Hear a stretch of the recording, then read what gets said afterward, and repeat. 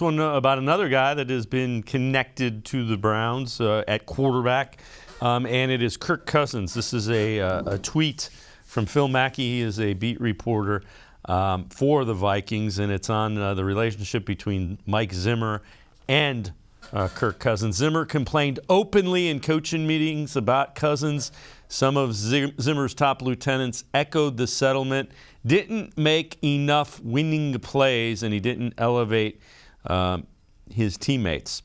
Having said that, he's got I believe it's a $45 million cap number, so you'd have to extend him, put on some, you'd have to give a signing bonus, extend him out, spread some voidable years out to bring that cap number down.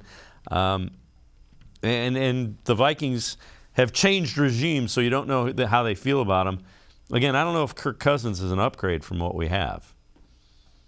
Yeah, I'm with you 100%. I mean, I look at Kirk Cousins, he's more steady than Baker. I think I'll put that out there, number one, in fairness to why there's people who like Kirk Cousins to the Browns. He's more consistent. I think, that's pretty obvious. But I think the other thing that we also have to understand is that his numbers have taken a leap since they got Justin Jefferson. And Justin Jefferson is one of the best young receivers in football. You pair him with Adam Thielen, you pair him with Dalvin Cook, and all of a sudden you have a lot of weapons for Kirk Cousins to work with. And those are guys that I've said before, guys like that make a quarterback's life easier when you don't even necessarily need to throw them when they're open. Throw to a spot, and those are guys that can win those tough matchups and make plays.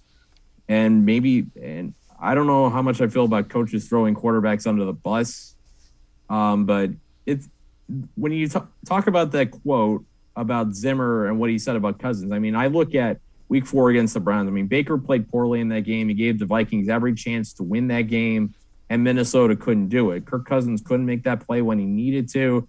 And I think Minnesota even got out to a hot start in that game. They had a really long touchdown drive, and they had pretty much nothing after that. And if you're going to trade for Baker, you need a quarterback who's going to make supremely talented plays that, when everything breaks down, he could still make things happen. It's the thing we saw in the playoffs. Like I said before, if you're going to need those quarterbacks who are going to literally put the team on his back, and I don't think Kirk Cousins is that guy. Yeah, I think it's not an upgrade. It might be a parallel move, but I don't think it's necessarily an upgrade.